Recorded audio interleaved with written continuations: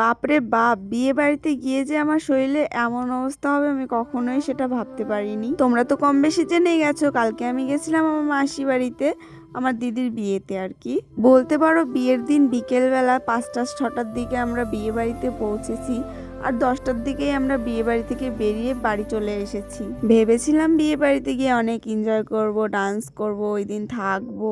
But সত্যি কথা বলতে এত সুন্দরভাবে আয়োজন করা হয়েছে সবকিছু, এত সুন্দর ছিল সবকিছু, তবুও ওখানে গিয়ে আমার মন টিকছিল না। তাই আমি মাকে বললাম যে চলো মা, বাড়ি চলে যাই, একটু ভালো লাগছে না। আসলে শরীর মন ভালো না থাকলে না কোনো কিছুই ভালো লাগে না। এর জন্যই সকালে একটু রেডি হয়ে একটু নিচে এসে সবার সঙ্গে কথাবার্তা বললাম। তারপরে খাওয়া দাওয়া করে আমরা বাড়ির উদ্দেশ্যে আর কি বেরোনোর জন্য তো প্রস্তুত হচ্ছিলাম আর কি, আমি আমার মা। আমি যা বলবো আমার মা তো তাই করবে।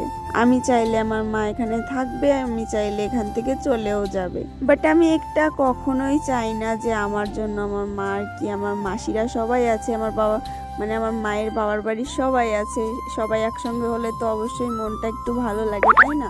এই কারণে আমি আর কি চাইনি যে আমার জন্য আমার মা চলে আসুক। তার জন্য আমি আমার মাকে জিজ্ঞাসাই করেছিলাম, মা তোমার কি এখানে ভালো লাগছে, তাহলে থেকে যাব।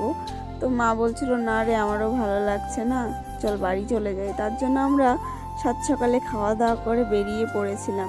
আর জানো কি হয়েছে, বাড়িতে আসার পরে সারা রাত তো ঘুমিয়েছি, সকালবেলা পড়াতে গেছিলাম, পড়িয়ে বাড়ি এসে আবার ঘুমিয়েছি, আর এখন আমি ভিডিও এডিট করে আবার ঘুমোতে চললাম।